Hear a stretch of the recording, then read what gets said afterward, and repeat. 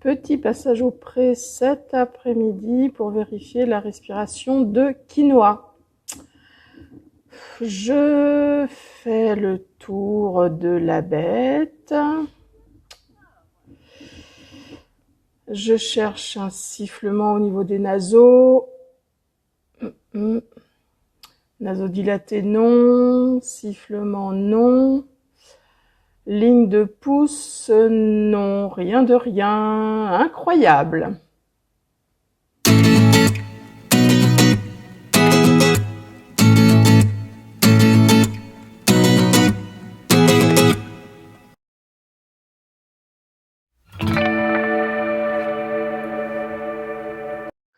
Bonjour à tous. Vous vous demandez sans doute pourquoi j'inspecte mon mérins avec autant d'attention. Dans la dernière vidéo, je vous racontais que Quinoa, allergique au foin, avait trouvé le moyen d'enfourner ses naseaux dans une mangeoire pleine pendant plusieurs heures. Lundi, première intrusion. On barricade la mangeoire avec une grande bâche. Mardi, seconde intrusion avec un trou dans la bâche. Quand le mérins veut, rien ne l'arrête. Dans ma tête, j'ai commencé à imaginer le scénario catastrophe qui n'allait pas tarder à arriver, c'est-à-dire crise respiratoire, veto et grosse facture. En ce moment, je fais des bonnes journées de travail et je termine tard. Je voyais pas bien comment je pouvais m'organiser pour appeler le vétérinaire, le faire venir tout en étant présente. J'ai donc décidé d'attendre le lendemain.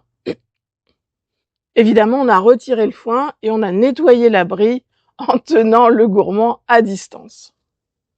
Le mercredi, je vois que la pension où se trouve Quinoa a essayé de me joindre. Je me dis, on y est ma grande, prépare ton chéquier. La personne m'a laissé un message vocal qui finalement me rassure.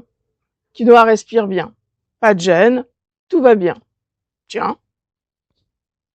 Je décide tout de même de passer au pré le soir. Vous savez comment on est, hein. On a beau avoir confiance, et j'ai une totale confiance dans le couple qui s'occupe de Kiki, mais il n'y a rien à faire. Faut qu'on aille voir par nous-mêmes. À 22h30, mon Noiro est un peu surpris de me voir, mais il est ravi. Les insectes l'agacent, il a besoin d'un grattoir, et ça tombe bien, je suis là. Évidemment, mon œil bionique scrute chaque détail, qui pourrait m'amener à percevoir un début de crise. Sifflement? Non. Ligne de pouce? Non. Nasodilaté? Un peu. En même temps, il fait chaud, la respiration de Quinoa est un peu rapide, il est en même temps gêné par les insectes, ce qui doit amener un petit peu de tension. En dehors de ça, rien de rien. Aujourd'hui dimanche, la situation ne s'est pas dégradée, malgré la chaleur et les terrains poussiéreux. Du coup, je fais un peu le point et je me dis que nos efforts commencent peut-être à payer. En effet, nous continuons aujourd'hui un traitement de désensibilisation commencé en octobre 2022. Et je pense qu'il est possible, éventuellement, potentiellement, vous voyez, je suis prudente, hein, je veux pas vendre la peau de l'ours. Bref, il est probable que nous percevions les premiers résultats positifs. Alors vous allez me dire, 2022, nous sommes en 2024, 2 ans, ça fait long, hein, c'est pas faux. Mais si on considère que nous avons commencé véritablement en octobre 2022, ça fait pas tout à fait 2 ans, ça fait 22 mois. À l'époque, le vétérinaire nous avait parlé de 18 mois pour voir les premiers résultats. Et si je me plonge dans mes souvenirs, les premiers signes d'amélioration ont dû apparaître à l'hiver 2023. Mais l'hiver, je fais pas trop attention, c'est la saison qui convient le mieux à Quinoa.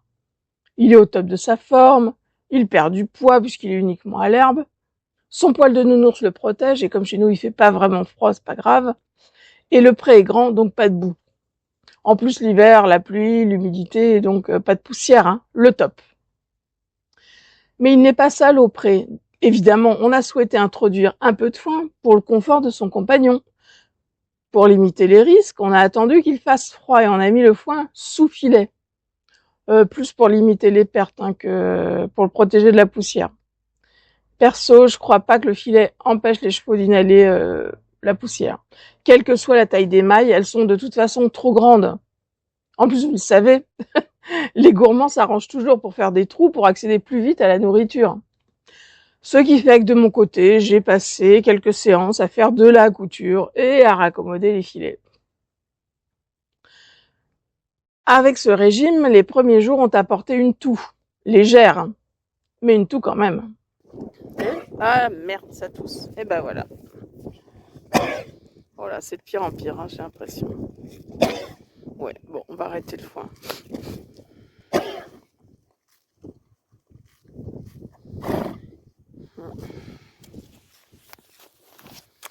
Bon, on va laisser tomber le foin, loulou. Ça respire pas bien.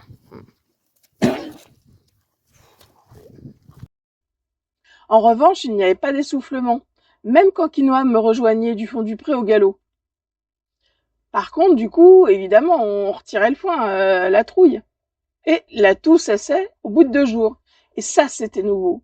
Mais je vous dis, pour moi, c'était l'hiver, une saison plutôt facile ou qui allait bien. Donc je voyais pas le lien avec la désensibilisation.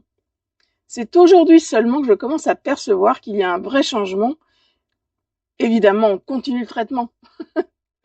Dans une prochaine vidéo, je vous parlerai du traitement justement et de la façon dont nous le gérons.